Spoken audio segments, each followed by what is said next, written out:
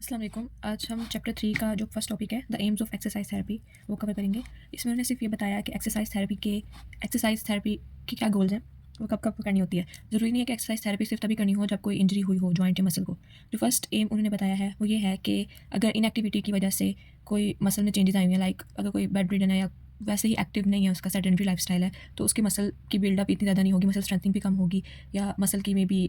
Like atrophy थोड़ी हुई हो, किसी ने मसल बिल्ड करने हो, बेशक वो बिल्कुल है वैसे एक नॉर्मल हेल्दी इंसान है, कोई डिसेबिलिटी कोई इंजरी नहीं है, वैसे इनएक्टिविटी है, तो उस एक्टिविटी को प्रमोट करने के लिए, उसकी मसल्स की स्ट्रेंथनिंग के लिए, मसल्स के बिल्डअप के लिए हम एक्सरसाइज थेरेपी करवाते हैं। ये एक गोल है एक्सरसाइज का, ठीक है।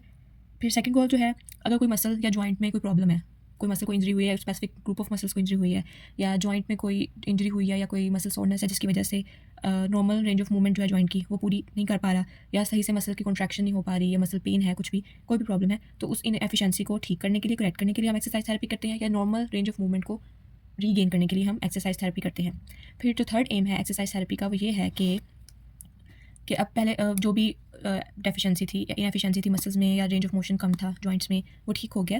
वो उसने रीगेन वापस कर लिया, नॉर्मल रेंज ऑफ मोशन या नॉर्मल मसल स्ट्रेंथनिंग जो है वो उसने गेन कर लिया। अब उसको इनकरेज करते हैं कि वो आदत डाले कि वो नॉर्मल जो डेली एक्टिविटीज़ है, लाइफ की नॉर्मल फंक्शनल मूवमेंट्स जो है, उसमें उस जो पैटर्न है उसने रीगेन किया नॉर्मल पैटर्न, उसको वो बार बार यूज़ करे, ताकि वो इसकी एक हैबिट बन जाए, उसको सोचना ना सोच के ना करना पड़े। लाइक अगर किसी की टांग में कोई चोट लगती है, तो वो उसका गेट जो पैटर्न जो है वो चेंज हो जाता है, वो थोड़ा सा लड़खड़ा के चलता है या लंगड़ा के चलता है। तो इस तरह अगर वो उसको ऐसे आदत पड़ जाती है चलने की, लेकिन जब उसकी जो चोट है वो ठीक हो गई है, तो अब उसको पहले खुद से सोच के अपना गेट पैटर्न ठीक करके कि मैं पहले चोट से पहले कैसे नॉर्मल चलता था, ऐसे चलने की आदत रीगेन कर लिया उसने, उसकी इंजरी ठीक हो गई है। लेकिन अब उसने पहले स्टार्ट में खुद आदत डालनी है कि सोच सोच के चलना है कि मैं बिल्कुल ठीक नॉर्मल पैटर्न गेट पैटर्न के साथ चलने पे, जब वो उस तरह चलता रहेगा तो वापस उसको आदत पड़ जाएगी एक नॉर्मल अंदाज से चलने की, और उसकी लिंपिंग जो है वो खत्म हो जाएगी। तो ये बस बुक में उन्हें 3 एम्स ऑफ एक्सरसाइज थेरेपी बताए हैं। अगर क्वेश्चन आता है तो सीधा यही आता है, what are the aims of exercise therapy, उसमें 3 लिख देने। मैंने इसको 4 पार्ट्स में इसलिए डिवाइड किया है, मतलब मैंने ये जो सेकंड 2 है ना, ये 2 इनको मैंने, ये एक ही पॉइंट है, इनको मैंने ज़रा याद रखने के लिए